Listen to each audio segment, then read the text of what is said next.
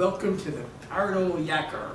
My guest on today's show, who I'll be yakking with, is Seika Groves. She is an amazing lady, a true Renaissance woman in every sense of the word. Seika, I welcome you to the Paranormal Yacker, and I thank you for coming here dressed as your alter ego, the fabulous Mrs. Mooney, the Mistress of Macabre.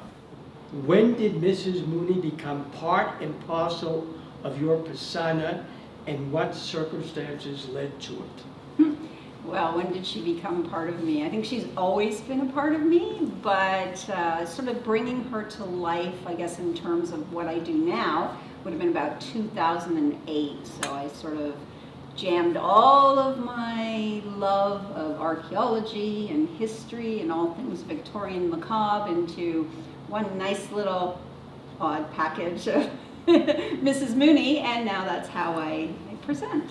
And you made her proud. Yeah, you really look thank you. great. Thank you.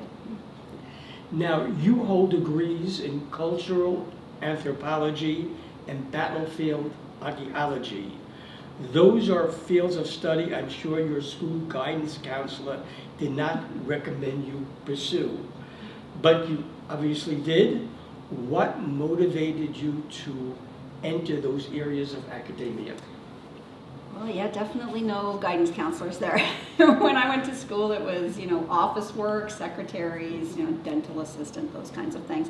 I kind of blame my mother for that because I grew up within the walls of the Royal Ontario Museum. She did some volunteering there, and my brother and I were always there as kids. And we've got photographs of me as a little toddler sitting on, which now you can't do, the large carved camels that are part of the Asian Antiquities Department. But back then, there's pictures of me. There's a very interesting picture of me, and unfortunately, the person that's holding me, you can't see his head, but it's actually Neil Young. Wow. Holding me up over top of the natural mummy in the Egyptology department. So it was back in the days of the village and everybody in Yorkville and all the musicians and that. So kind of dates how old I am, but I think it was a good time. Wonderful. I don't remember it. I was a little kid, but Sure, yeah. but you're still part of it. I was still part of it. And you probably absorbed part of it too without even realizing Quite possibly. it. Now, you are an historical expert of the Victorian Macabre. I am. Why this connection to the Victorian era, and specifically the macabre aspects of it? Do you think it had to do with a past life reincarnation? Past life. I don't know about past life, but from the interesting things that have been happening recently in terms of us doing our genealogy, I've discovered that my father's side of the family spent almost all of their lives in the West End of London involved in theater. And so this is in the Victorian era. Yep. So I kind of wonder where that came from. I always wondered why I loved theatrical performance and why I loved sort of that, that sort of dark London thing with the Victorian Macabre. And it could very well be like a DNA forward as opposed to a past life. I don't know, but Sure. I really, it is a thing that I love, and it seems to be mostly rooted in some areas of London, England, and just the Victorian period. While I love the Rococo period and the Georgian period, I'm just fascinated with everything from the Victorian, and I think it's because of their open-mindedness as well as people who were very close to death all the time. Death was just an everyday normal thing, and they didn't treat it the way we treat it now. People were very close to it then. You didn't have funeral parlors and funeral homes and all of those kinds of things. So when someone passed away in your family, the viewing took place in your home, and all of the sort of rituals and things that surrounded that took place within the family instead of today where it's very separate from who we are now. It's kind of you take it outside your house and you invite everybody over, but it doesn't have that closeness or there's not really a ritual anymore either to it. So I think during that Victorian period, there was a lot of disease and death and new innovative things too. So there was this real sort of balance of the death, and then there was this new science and all of these medicines and things that were propelling forward. So for me, that's very fascinating. Did those customs, did they travel over the oceans, or was it specific to England? I think some of them probably come from a melting pot. Obviously, at that time period, London had been a melting pot for centuries, right? But I think that some of those things, you'll find it in Scotland too. A lot of the places in Scotland, Edinburgh in particular, they have sort of a very closely identified macabre element to that time period as well. But I'm sure if you went to Prague or to, maybe even Vienna in Austria and that too, they have all of those things also. I think it's more the time period as opposed to what location people were in then, right? It was just, again, that closeness to family and death and not having modern conveniences like we do now in terms of funeral homes and stuff. So those kinds of things took place in private, behind closed doors. And we're still fascinated with what those things were. Yeah, yeah. You for sure. Yeah. And you were spreading the am. knowledge, which Yes. is great. Now, you own a Cabinet of Curiosities I do. that contain an incredible collection of macabre artifacts. What are some of the more unusual items in your collection? And after you've mentioned some of them, I know you will have gifted us over here by bringing one of them here. I did. So I do have a very kind of vast collection in my Cabinet of Curiosities. It's really what I think people in the Victorian era would have most been fascinated with. So that's how I've built my cabinet. It's those things are fascinating to me, but it's also what would Victorian people have found fascinating in a cabinet. So for instance, I have a natural history selection, which has everything from 6-inch centipede to mounted taxidermy bats to seashells to seahorses and little blowfish and those kinds of things, because in that time period those things were very exotic to people and they didn't get an opportunity to see them unless they had money and they were able to travel. But for the most part, many people did not get to see a nautilus seashell or a giant conch shell or anything like that. They might have seen mussels and clams and scallops because that was part of the diet. But those sort of exotic things like little dried taxidermied, fish and things like that. So I have that.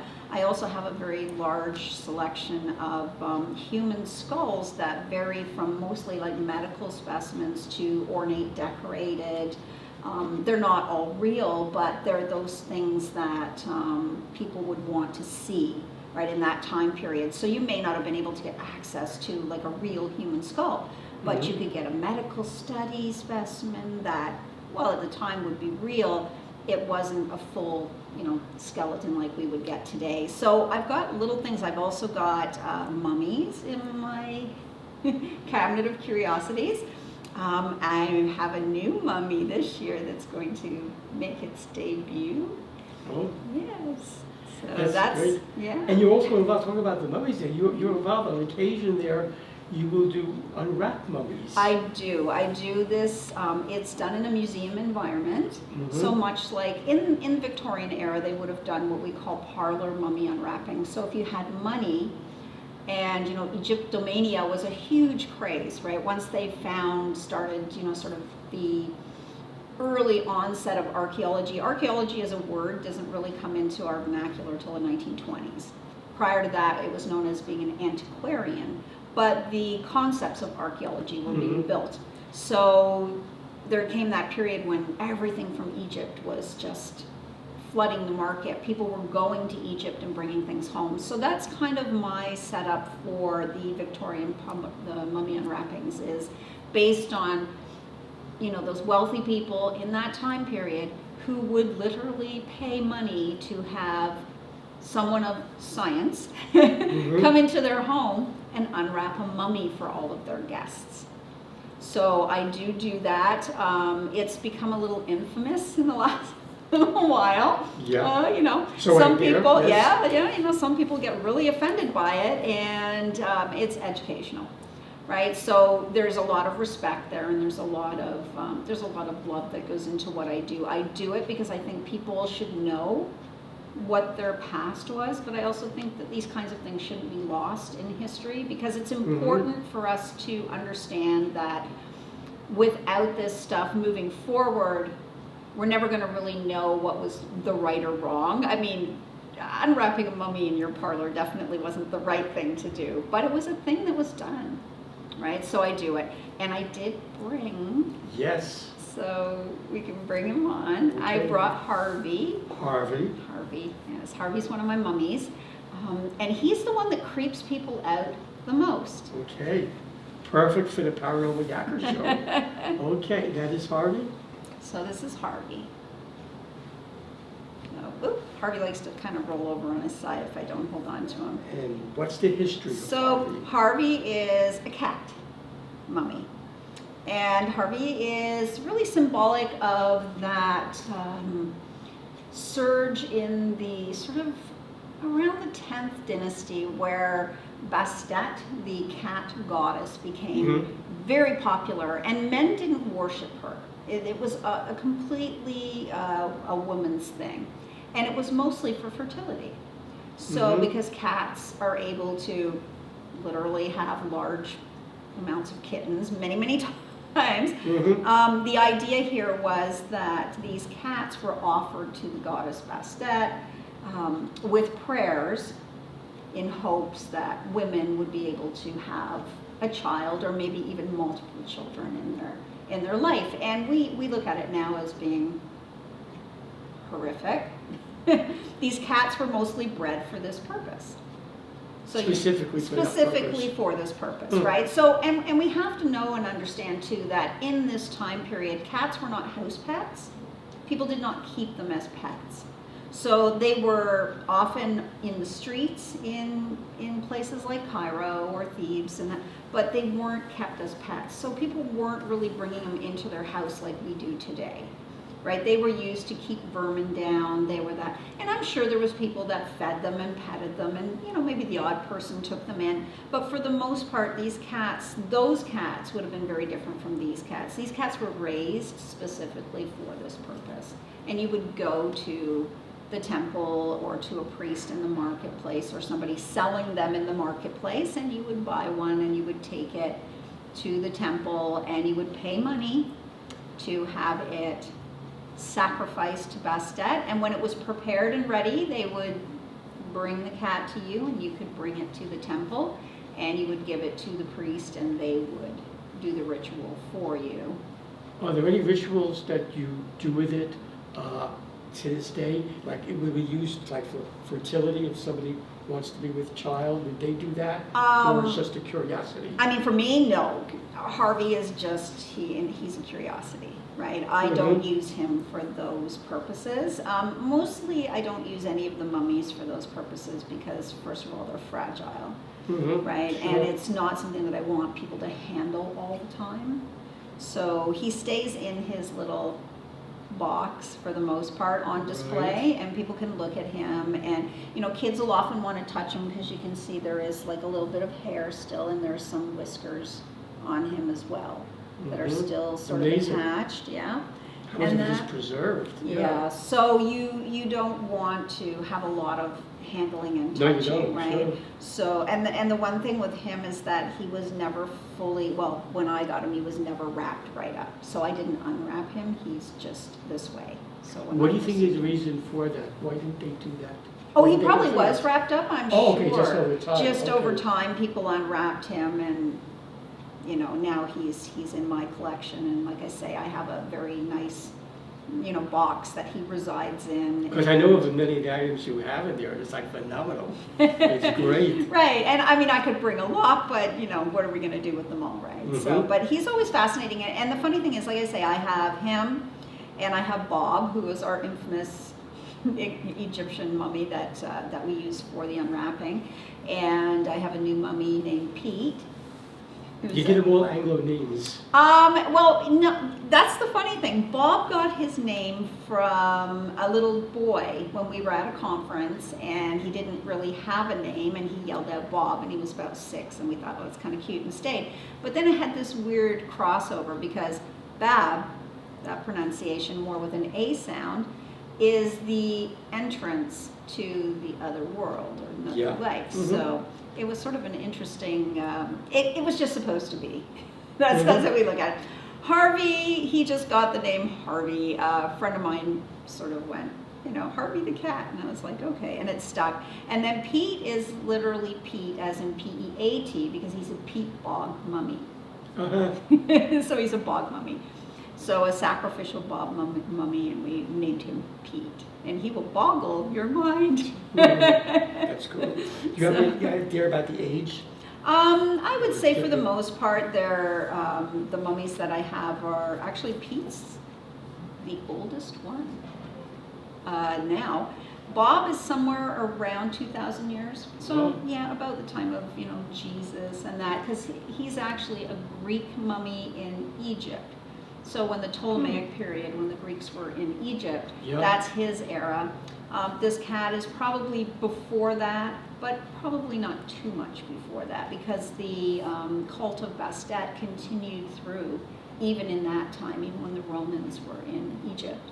So there was that, and then Pete is a little bit older than that. We don't know exactly how old Pete is, but it's Iron Age. So we're probably going back to 3,000 years at least. Wow, what a collection! Wow. Yeah, so super happy to be debuting Pete this year. I'm sure the ROM would like to have some of those artifacts. Oh, the ROM has a lot of their own. When I used to work there, there's many there that. Ooh, I was there a few weeks ago. It was pretty good too, but what you have is pretty darn good. Mine are a little different. Huh? Mine are a little and the different. history of them too. Yes. You're so good with that, so that's great too. Yeah, so I'll just put little now you Harvey over here. Sure. Now you conduct haunted history tours. Yes. Where do you have those tours, and why did you choose the locations that you did? Well, originally our tours used to be in Hamilton, when we lived in Hamilton, Ontario, and so our tours were there. And we had history tours, we had pirate Great Lakes tours, haunted tours, and when we moved to the Niagara region, we just naturally moved the tours to those areas. So that's really why they're where they are. It's where we live, so it's easy for us. But we now have a tour in Port Colborne that we do. And then we have a tour in Bridgeburg, which is Fort Erie, and the Bridgeburg BIA actually asked us to create a tour specifically for their downtown Bridgeburg location. And what are the haunted areas, the areas with paranormal activity in those locations that you tell the people about or take them to? Well, I mean, Port Colborne is a really interesting space because it still has a lot of activity there. Where we do the tour there is mostly along the lake, and we talk about a lot of different folklore there, some indigenous paranormal folklore. I mean, we would call it paranormal. Indigenous people, it's their stories, right? And then we go into the cemetery there because I have a very personal story from an occurrence, and the person that I speak about is buried in the cemetery there. In Bridgeburg, it has some amazing stories. Bridgeburg is a little hotbed for ghost stories. There just seems to be such a unique amount of stories in such a small little area. It's sort of funny. People always go on about Niagara on the Lakes ghost stories, and I'm like, oh, Bridgeburg has so many more. And just a point of information, because happily the Paranormal Yakka audience is worldwide. Yes, they For those are. who are not acquainted with Port Colborne, geography-wise, where is it located? We're about 20 minutes from Niagara Falls. Okay, that everybody So knows. yeah, Okay. and even Bridgeburg, the same thing. Bridgeburg is right where the Peace Bridge is. So that crossing between Ontario and Buffalo, New York, and Bridgeburg is just really on the other side of the Peace Bridge. So it's called Fort Erie, but the little town itself was known as Bridgeburg. So in the Niagara region. Right. It's funny, there's Niagara Falls, Canada, And Niagara Falls, USA, Fort Erie, Canada, Fort Erie, Yes, USA. yeah, And you were there. Yeah, we're always there. Now, when I said earlier in my introduction to you about you being a true Renaissance person, true, because you're involved in so many things and you are so good at all of it. Oh, thank you. I have to ask you this. Now, you're a paranormal investigator Yes. and you're an award-winning psychic medium. I know that. Now, do you use your psychic and mediumship gifts during paranormal investigations? If you do, in what way do you employ them? Because there are paranormal investigators who are very scientific, and there are the psychics. You're a mesh. You're a blend of both of them. Right, yes. How does one complement the other or use the other? You know, you're right. I'm sometimes my own worst skeptic in that in that respect, because the science side of me needs to have an answer. It's like, what is that? Why is that happening? But then that medium side of me is receiving the information. So when I'm on an investigation, I just rely on myself for the most part. Sometimes I'll play with equipment. It's not very often. Usually it's to verify. But for the most part, I just use myself as the conduit. I find that if I'm open when I go into a location, and the one thing that I do when I go to a location is I don't want to know the history of the location. I don't want to know the previous stories or the ghosts or any of that. I want to go in clean and then use my own ability. And I think that way, if I can come out with, what I may or may not get, because sometimes I don't get anything, right? And I often like to go with another person who's a medium, because I find with mediumship that it's a vibrational thing. Yes. Right? It really is based on energy vibrations. So if the other person is vibrating at a different level than me, they may pick up on things that I don't, and vice versa. Right? So I find for the most part, I tend to pick up on really tragic things. It's just me. Just you. So I will pick up on those people that, for a lack of better terminology, have suffered, mental illness breakdowns, or they've been murdered, or they're, murderers, or whatever the case may be. Children who have died perhaps a tragic death, but I don't often pick up on children. So it's just, I know my own limits and my own. So I like to travel with another medium if that's the case, and then bring equipment in to verify, or just have another level of investigative ability, because I can't do everything. I mean, I wish I could, but I can't. But I like the method how you go about doing it, in that not wanting to know anything. Because I also go on paranormal investigations myself too. Yes. And yes, I don't want to be unduly influenced by anything. No, when that's it's cold, it's raw, and when you pick up, you pick up. Yes, and I mean, for me and for a lot of us that do this, we do like it that way. We don't really want to know the stories and that, because it can subconsciously affect you, right? Yes. So I do like to just have as little information as possible. I know where I'm going. I know where I'm going there, but that's really all I want to know. Now, have any paranormal investigations you've been part of, they stand out over others, and if so, what are they? Yeah. Actually, the very first time we did the paranormal investigation at the Bell Tower, which is where we hold the paranormal conference. I know. Which I'd be so happy to be part of. And thank you for inviting me. Thank you, yes. You did a great job on that. And we want you back this year, of course. But that place was just off the charts, crazy, the things that happened. And what we did with that was, we had only just met the owners of the building, and they had allowed us to come in, and we talked about doing an investigation. Because the minute I walked in that place, it was just, every hair on my body was just, it was crazy. And so we talked to them, and we agreed. So we decided to do a public investigation, which meant that we opened it up to allow the public to come in. And there's a lot of people that don't agree with that. There's a lot of investigators that don't want that. They think that it dirties the environment, it can give false results, etc., etc. But I think if you're a professional at what you do, you know how to control your environment to a degree, and to keep people under control, and to also have just that opportunity of other people being able to pick up on things that you might not. Or, you know, their equipment, they might have things that you don't have.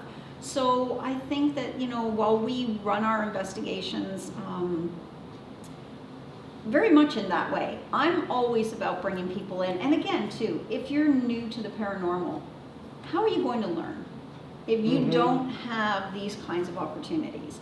Right? You can go out there and you can do whatever you want, but if you don't understand or know what you're doing, or it's just kind of like wandering around in the dark with your eyes closed, right? So I think this way it gives a lot of people an opportunity to come on board. We're still very, you know, mindful of what we're doing. It's not a free-for-all, right? But the bell tower, in that point, we had 15 people on that investigation, and we spent a good half an hour briefing everyone in the beginning, giving them tools to use, different, you know, methods, explaining the different things so that they could understand them.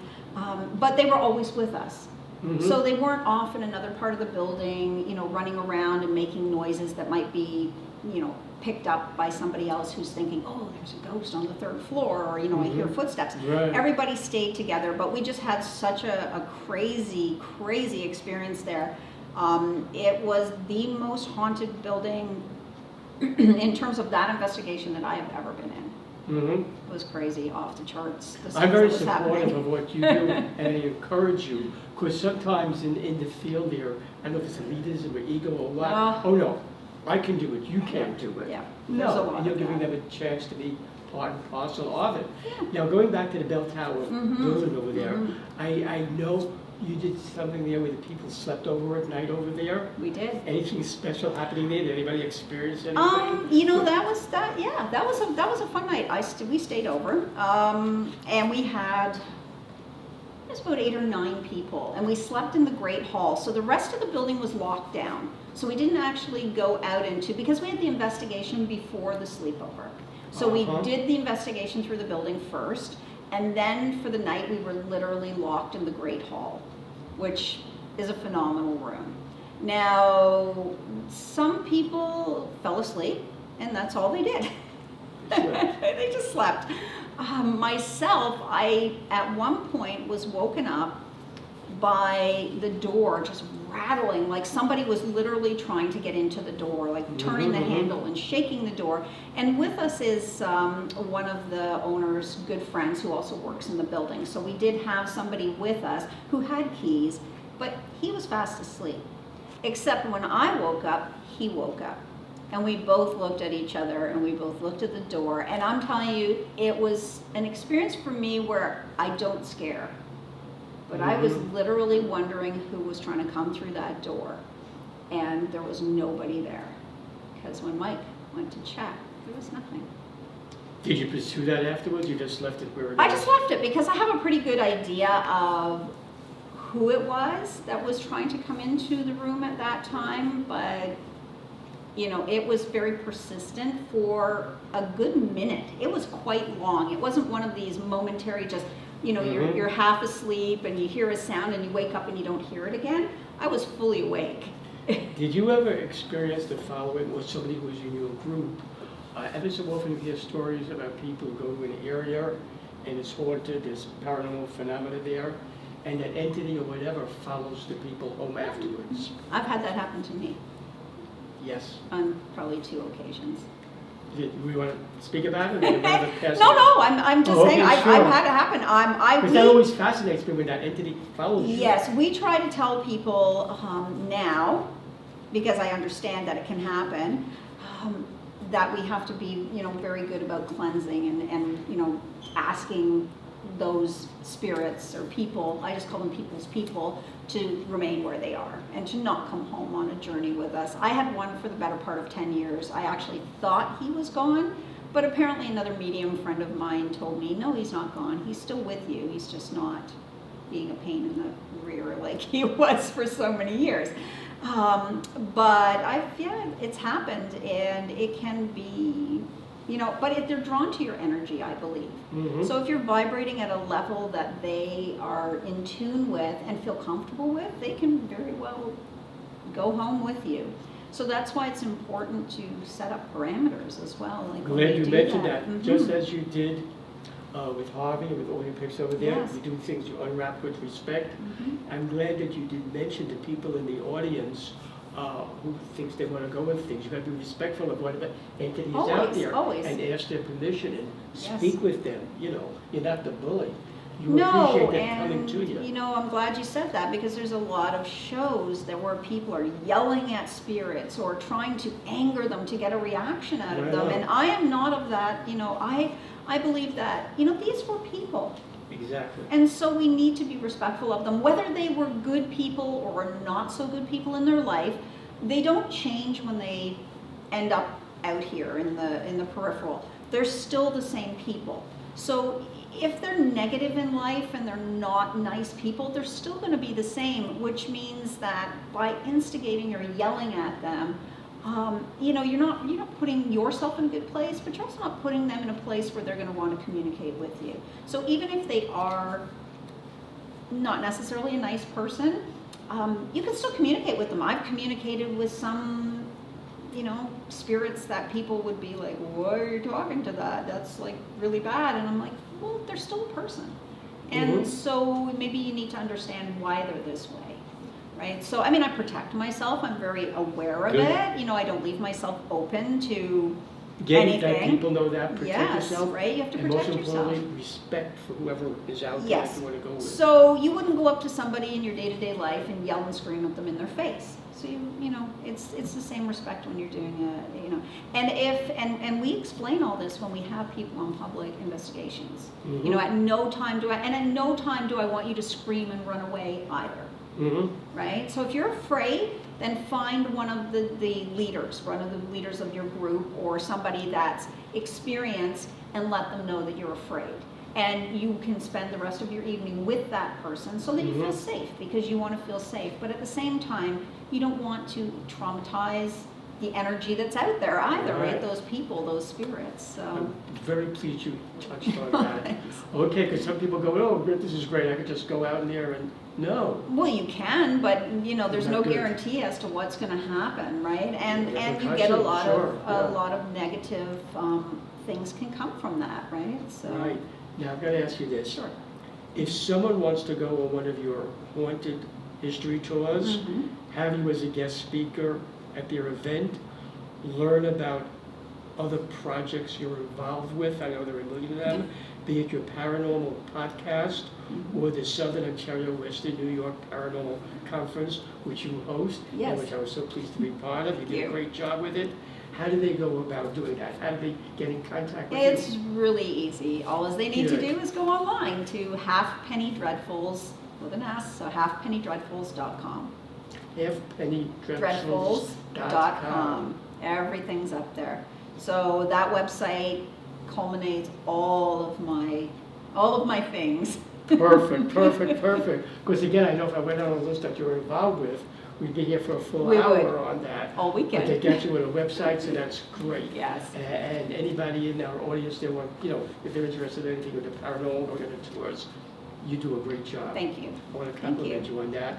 So Seika Groves and Mrs. Mooney, I want to thank you both for being my guests on the Paranormal Yacker, and I very much look forward to when our paths cross again, and I know they will. Thank you for being a Thank great you. guest. Thank you so much, Stan. I appreciate it. And Thank you you. should come out to one of the mummy unwrappings. You're invited. You have my email? I do. Okay. I will invite There are you. witnesses here. There's witnesses. All Okay, right. I look forward to All it. good. Thank you. Thank you. Wonderful guest. Thank you.